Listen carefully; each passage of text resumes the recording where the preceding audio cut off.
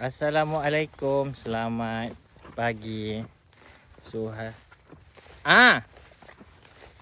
Kenapa Jeb?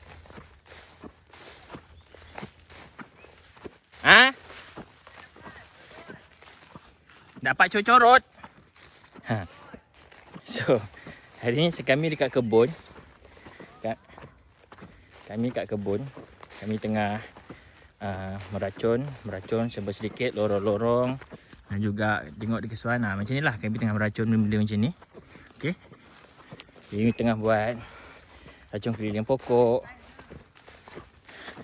So sekarang ni saya dengan ayah meracun dan juga meracun rumput dan juga meracun pokok lah. Serangga. Dan sekarang ni kita melihat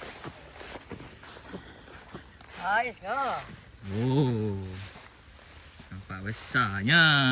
Ini tak kumpau lah hari ni dan sangat paling besar so far. Okey. Buat makan makan. So this one memang besar. Sekejap saya tangkap gambar dulu. Apa ni ikannya? Ni dia ikannya. Ya. Cukup memenatkan. Inilah buat masak lomak. Okey, masak lomak. Sabar. Okey. So seorang ni mancing je kerjanya. So kita orang pergi meracun lah. Settlekan apa yang patut. So sekarang ni kita tengah ni lah, berada di kebun lah. Okay, kita melihat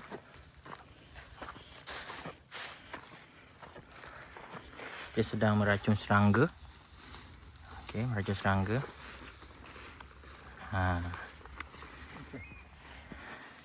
Dia letih disebabkan semak-semaknya kat sini.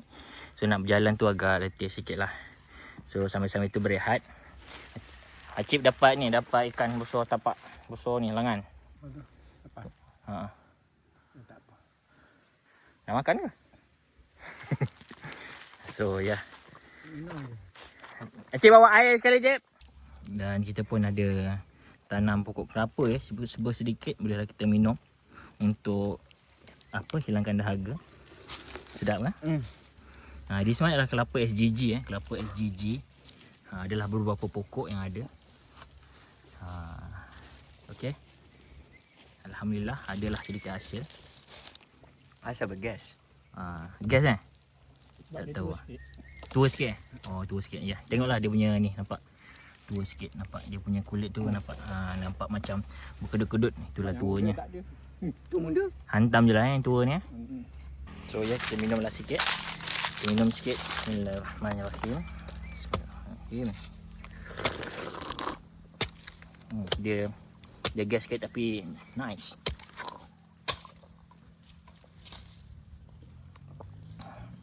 Alhamdulillah. Interesting.